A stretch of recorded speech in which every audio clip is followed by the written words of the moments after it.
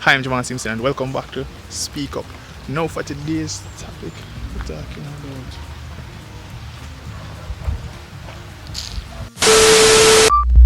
Hi, I'm Javaune Simpson and welcome back to Speak Up. Now for today's topic, we'll be talking about the perception of men in our society. And I know you might be wondering, who is this gentleman sitting right beside me?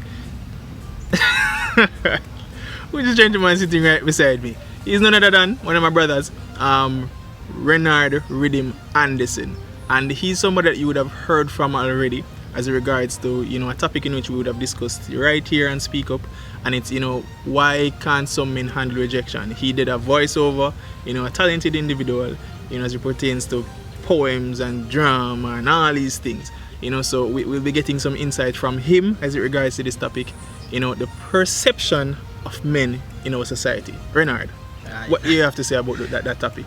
Thank you for having me. I mean, I've been waiting a very long time to have the face be shown and Speak Up. The voice, people always hear the voice, yes, because I tend to speak a lot and nobody sees me, but now that the face is showing. Where the topic is concerned, I feel like we should start off where I am very prominent in the field of drama and poetry and writing, because it is a perceived notion that that persons who involve in these things are considered to be effeminate, which means not masculine, or you're not a man. And so I think we should start there, because I want to dispel all of that. I'm not saying there's anything wrong with being effeminate. It doesn't mean that you are interested in men if you're effeminate. It just means that you're effeminate. But I'm not. There's no need for me to be, and I think that it's because of what they hold as a standard for masculinity in society.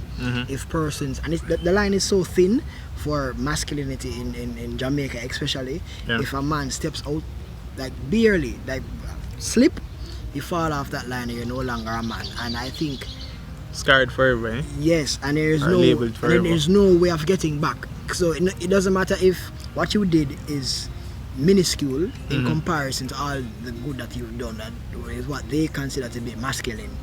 The moment you don't do something that they consider to you do something they consider to be non-masculine, you are non-masculine for life. And I think that is where we should start, because that is it's very nerve-wracking. It's traumatic, and I believe it is traumatic, and people, there are a lot of persons, even though we tell people that they shouldn't live to please society, but let's be real, society is there, and it dictates rules and responsibilities of how we operate in a spectrum, right? So even if the spectrum is wide and we move from one into the other, the spectrum is created by society.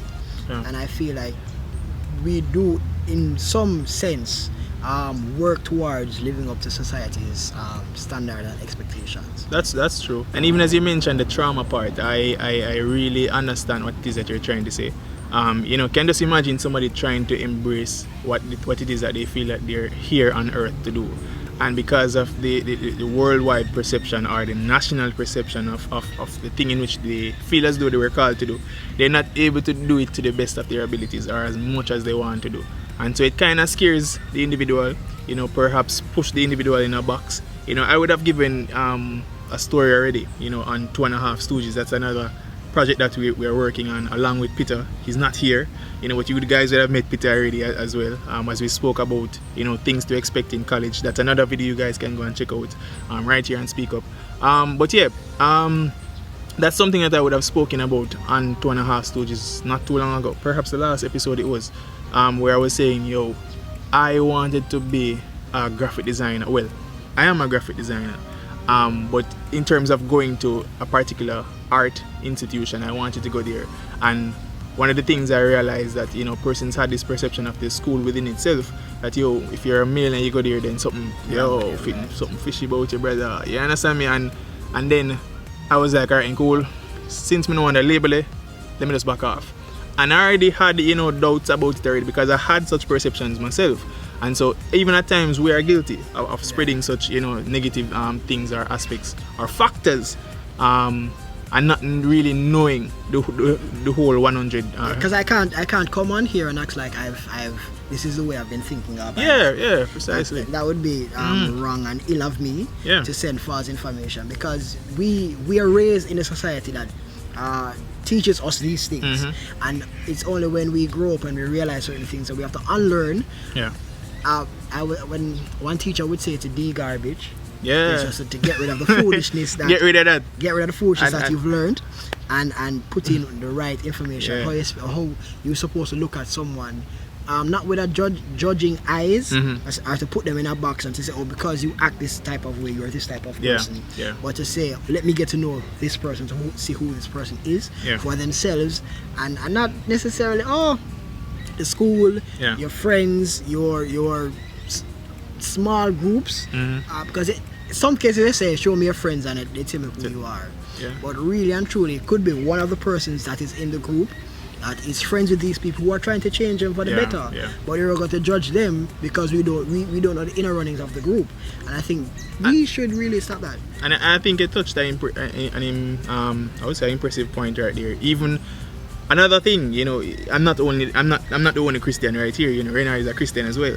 But I think one of the things we need to add to this conversation is the fact that even as Christians, we come across certain situations such as this. It might not be about males in particular and perhaps homosexuality or anything like that, but it comes in so many different lights. Where you see somebody and a gentleman, you see a female and a gentleman walking, and automatically believe, say, yeah, man, those two have been fornicating for some time now, because they consider themselves to be a couple or whatever it is, and you not understanding, the dynamics of their relationship and the things in which they would have done to perhaps try and keep them away from fornicating, whatever it is, but us being on the outside, we tend to judge or criticize persons. That is the problem. When you're outside, please try your best to not judge or say, oh, this is what is happening.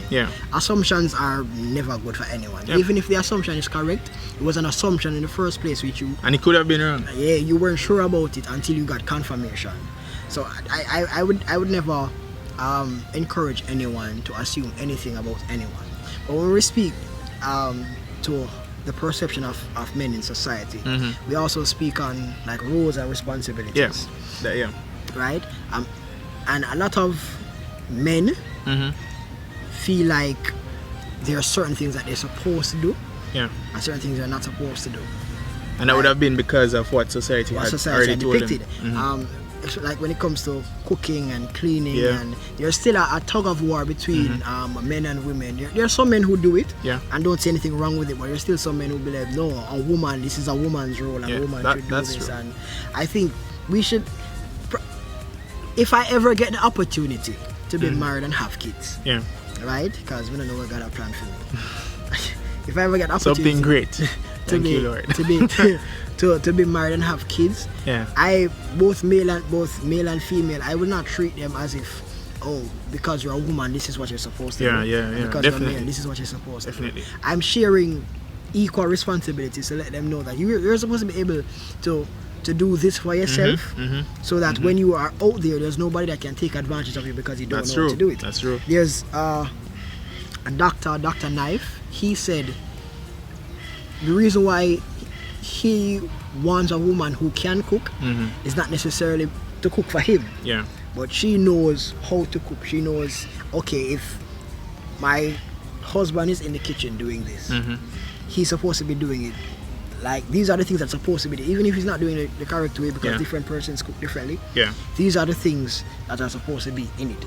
So to at least know the basic knowledge of it, and not necessarily to be, going in the kitchen to make me something. And not to, because I mean, to add to your point, I would have had, as people, when we date and all these things, we would have had certain conversations, including these. And if you're not having such conversations, then I implore you to have such conversations, because they're necessary. Before you get very serious. Don't just talk about favorite colors and how you walk and how you talk. What's your favorite music? Not just that. Music everywhere. Not just. But I mean, even as it regards to this topic, you have persons out there who, they perhaps have this perception that, if you're a male, then you're supposed to be the one that cleans the car, fix the engine and all these things.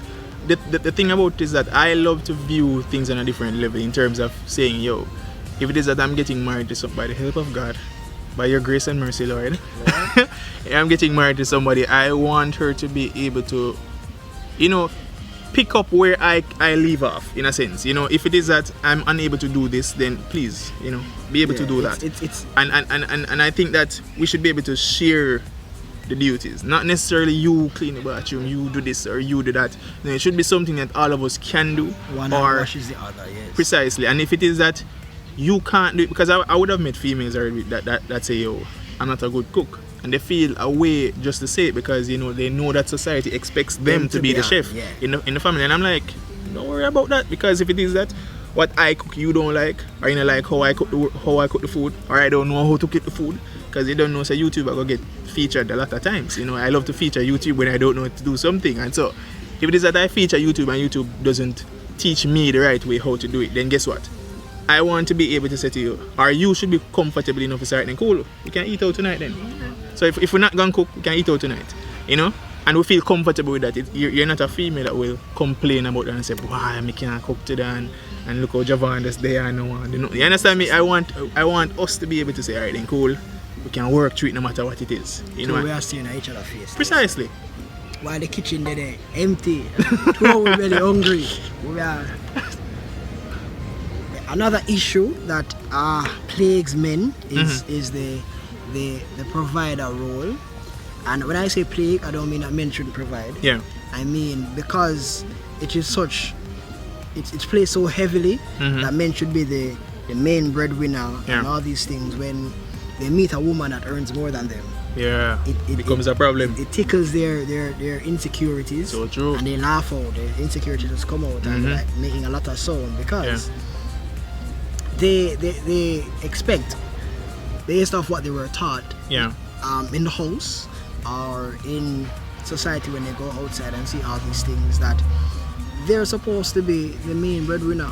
A lot of them don't want their women to work because they feel like if their women work, they'll have too much independence, and then they think that would be a problem. Or she's going to talk back, and women aren't supposed to talk back, and women are supposed to have a voice. And or she might have somewhere to go when you two on the vex.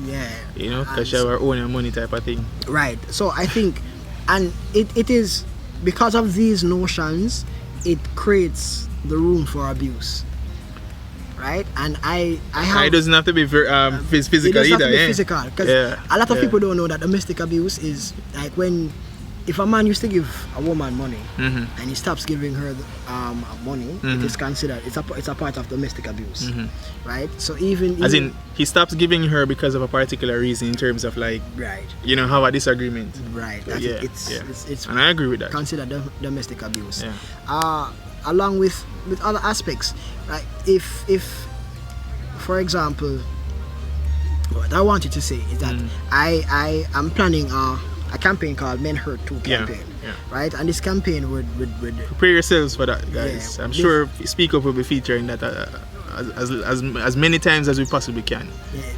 This campaign is set to bring to the fore the problems that men face that also affects everything else. So the campaign is not necessarily to say, oh, a man alone have problems. No, it is saying there are things that men go through that so happen to affect everybody else, especially women. And you know, the funny thing about that, you know, as much as our society, I don't mean to cut you, because as much as our society try to, you know, rule out men out of the equation at times, you know, the funny thing about it is that the fact that men, as you would say, men hurt too, in so many different ways, even as it pertains to suicide and all these things, you know, mental health. You know, the mere fact that men are experiencing these issues, it simply means that the society as a whole experiences these issues as well. Because remember, you know, prehistorically, you know, men are supposed to be the leaders. Men are supposed to be the ones that, you know, go out there and do this and go out there and do that and represent the family in a sense. And that's just something that is biblical. We can't change that, because that's not what we're seeking to change here. We're just talking about the perception that society has of people, of men in general, and perhaps, you know, hinders the process of a young man really growing to be a real man. You know, like even that, you know, the whole term of being a real man, it kind of because I've always said that I've seen myriads of pageants for women, teaching women how to walk, how to talk, grace and poise and all those things. But they want men to just know how to do certain things. And I think just be rough. Yeah. Just be tough. I think if you want mature men and men to be the great fathers that we want them to be, it's upon us to instill certain responsibilities, to instill certain lessons. Yep, that's true. To them. That's we true. Can't just sit back and expect men to learn all these things.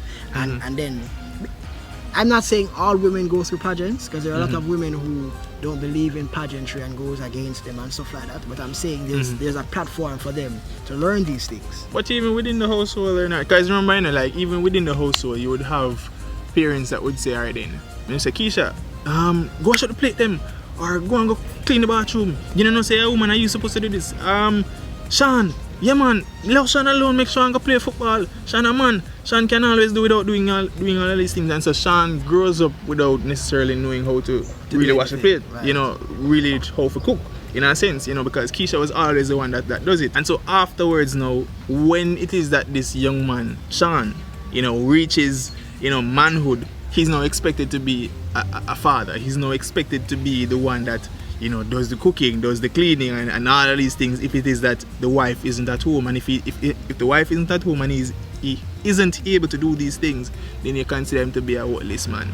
Worthless boy, him parent never teach him to do nothing. You know, all of these things, these are the expectations that society place on young men in general. And all we're saying here is that we need to be careful of how it is that we do it. You understand me? If it is that you want Sean to be able to cook, teach Sean to cook. And one thing I've realized growing up, because let's be fair, we all hated chores when we were smaller. Yeah. But one thing even know sometimes, you know. But one thing I've realized that chores aren't necessarily just for doing sake. They actually teach a lesson in time management, organization skills, how to be, let's say cleanliness is next to godliness. Even though they were speaking to the heart, but then if your heart is clean, you're going to want your surroundings to be clean.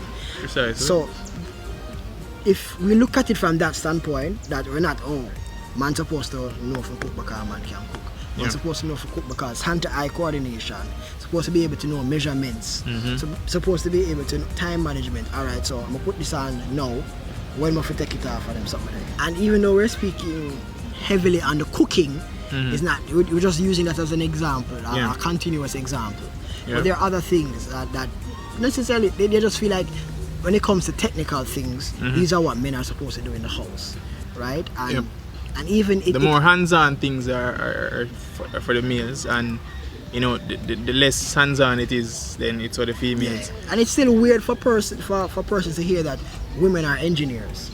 Yes. Even then, even that, even though, you know, it's still weird. We create a lot of stereotypes out there, you know, because you have females that are scared to embrace the fact that she wants to do engineering, or she wants to be a farmer. You know, when persons hear that a female is a farmer, they're like, what? What you farming? You know, that type of thing. And it's in this day and age, we're not supposed to be, you know, that, I would say no. Narrow-minded, yeah. We're not supposed to be that narrow-minded. And one of the major things that men go through in this society is that men aren't supposed to show feelings. That's another thing. And then there's this perception, because I was talking to one of my friends, and she was talking to this guy, and he said, him grow rough, you know, for sure love. Yeah. Like, to him, showing love is soft. So this perception that and it's a common thing across the island as well. Love is weak and frail, and it's for the for women to do all of this. I'm like, no, friend. This is not it. And I would like for people to get that in their head. It really takes a lot to love. If you look in the Bible, 1 Corinthians 13 for the characteristics of love. I don't know, soft, easy go through thing, you know, because it says that love is long suffering, you know. Long suffering is no soft thing. And currently, as I look at it, you know, they claim that men aren't, you know, able to do that long suffering thing. Because so it's not something that we're being taught to do. Yeah, apparently, we're not. And the thing is, we might be taught to do it because there are some things that we stick to. Yeah. But we don't make the connection.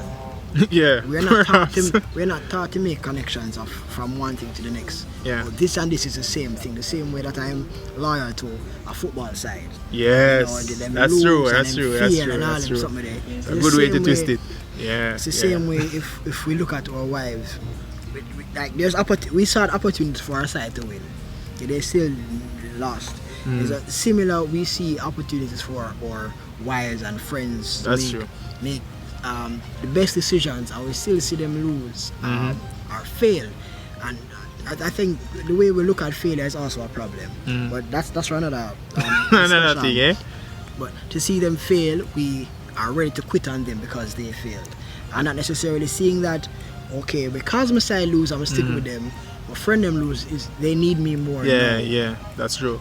And you have a more personal relationship with them rather than a football team. Nobody on the side, no what they know. And another thing, when we can actually, when we can actually be understanding to the fact that there are certain mishaps that might have happened. So let's say a Messi miss a goal type of thing, and persons are like, yo, man, he make a mistake, but I still no ball. I understand me. And I think that's the way we should think about our partners and friends. Precisely. So if it is that somebody that we hold dear to, can remember you say you hold them dear to your heart, so you have to treat them as though you hold them dear to your heart. And so even as young men, we aren't necessarily taught to do this really.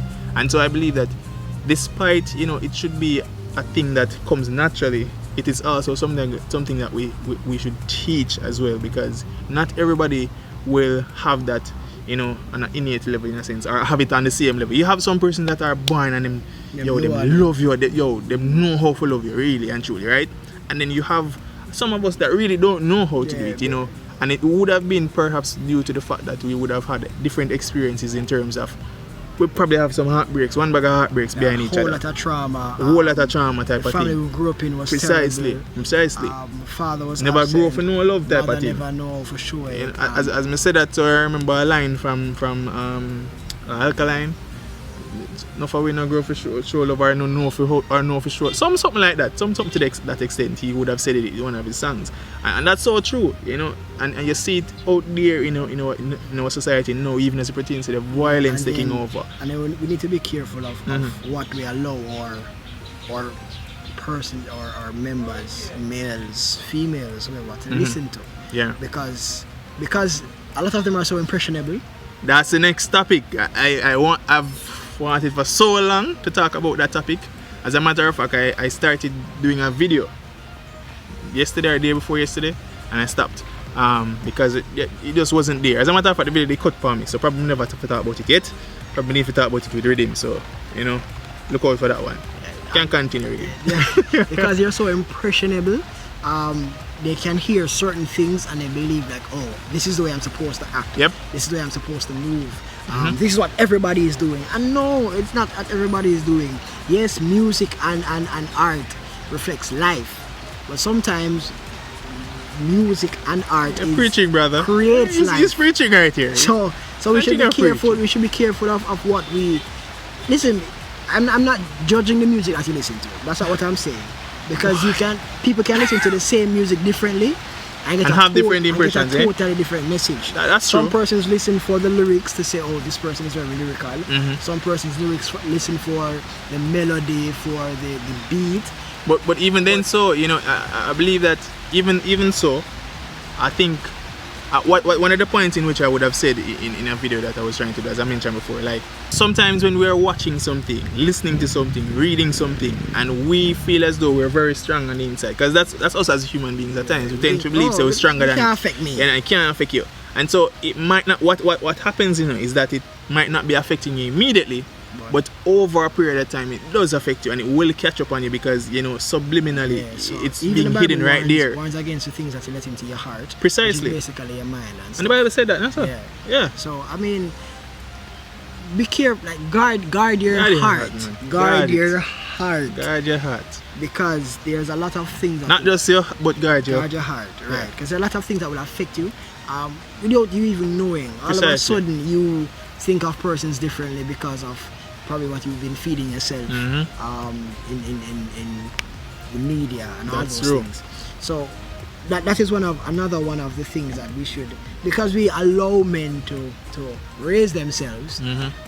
We allow them to decide for themselves what's the things that they should look at, what they should watch, what they should listen, who they choose as their mentors, because even though who they look up to, because if less than likely they'll find somebody with good morals to look up to, because they see it's not that they are not there a whole lot, but it's just a thing that the bad always attracts a lot, and the bad is shown so much more.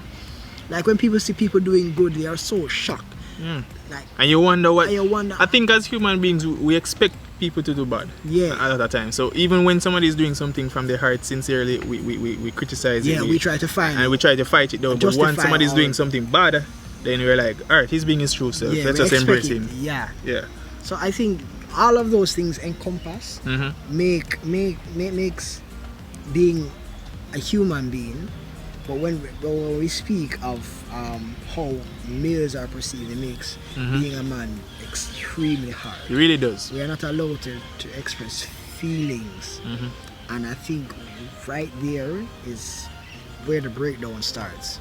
Because if we can't express ourselves, we can't tell you what we're thinking, we can't tell you who we want to be, we can't tell you what's affecting us, we can't tell you what's hurting us. So we keep it bottled up inside, and then we let it out in all different types of ways, through abuse, through suicide. I mean, we all know that men are commit the most suicide in the world, right? And according in Jamaica, to the statistics, right, and in Jamaica right now, it's on a rise. That men are killing themselves more. So I think we should give it a comprehensive look and feel, and to understand that we're not out here trying to justify people doing wrong. That's not what we're doing. We're not justifying abusers because abuse is wrong. Never. What we're doing is saying that before they were at this point, there were things that influenced them to reach here. Because you don't just jump up one day and say, oh, I'm going to start beat women and kill women and use abusive language. It's because they've seen people do it, and they've seen the reaction that they probably get from it. There are some persons who probably like it, and they think that, oh, because this is what I see from these people, that means everybody likes it and stuff like that. So they go out and try to, and I think in closing, I would say, when it is that you see your little nephew, your little cousin, your son, whoever it is, you see them portraying certain characteristics that you don't like, I think you should try and nip it in the bud from right there, because if it is that they embrace that side of life, or if it is that quite often we see our little children doing things that are negative, or things that we wouldn't want them to be doing in the future. So they say that's so cute, and say, yeah man, I want to look at girl is because he might move from girl to girl. And they might say, oh, you're a girl Latino. Yeah, so exactly. Them say, oh, they have an entitlement to women. Remember that? And then you teach them this thing, and then you expect that the moment they reach manhood, that it's supposed to just disappear out of their heads and become all them life. And become the wonderful gentlemen that you want them to be. It doesn't work like that. So you have to treat them, you have to grow them as how you want them to be grown. Think about a plant. If you want a healthy corn to grow, then you have to treat the corn and take care of the plant as much as possible. Water it, ensure so you get some sun. All of these things. You understand me? So don't expect to grow your boy child every now and then when he grows up, you expect him to be as firm and as secured as possible, and he's going to be the guy that every woman wants, despite regardless of him being cute, yes or no. That's another thing too, because sometimes females look good in a mean say. Man do run down the look, a lot of females look good, but maybe not like run look good too, but before of course, I still look at character and personality, and you get a little bit of confession too. I mean we already know that, we talk things straight up as much as it's supposed to be. Alright guys, so thank you a lot Thank you, Riddim, for being a part of Speak Up for the first One thing time. I want to say before we finish. Yeah, man, say going back to the Bible, it says, train a child in which he should grow. Precisely. And when he's old, he will never depart. And that goes in all aspects, not just teach them the Bible, just teach them how they should go. Tell you that you're preaching in there. Tell you you're preaching in there. We should use that as our guide, or the rule of thumb for when we're raising men and women in society. That's so true. This has been Speak Up with Javaune Simpson. You know me already. And then you have, Renard Riddim Anderson right here. As I told you guys, he's a poet. Real drama man. If you want to laugh, you just find him. That type of thing. And also, he's actually an author as well. He would have written books. I'm not saying books. I have 2 books out. 2 books, right? So you can take a minute or so and tell them about. Okay, so I have 2 books out. I have a book of poetry called Tongue of Rose and Blood. Yeah. Available on Amazon, and I also have another book called Extra Examples. I'm not talking. Well, it does include persons that I've had experiences with. Interesting book. Right. I can tell you that much. I haven't gotten it as yet, but interesting book. X, for example, the X means experience. Right? So experience, for example. So I'm talking about some of the things that I've went through with different women. Each story is a different woman, and what I've been through. And then the end of the last story is a change of perspective, how I became the person that you're seeing now. Yes. Because of a female, because of the experience with a female. So there are things that we have to learn long after, but so I hope that if you go and get it and read it, you'll understand. I try to make it a very readable and easy to understand book. Yeah. And the language is even though written in English, it's more Jamaicanized. So go ahead, get it a read. Check the it out. persons who've read it have came to me and told me that they love it. So Yeah. I hope it to be the same for everybody else who get it.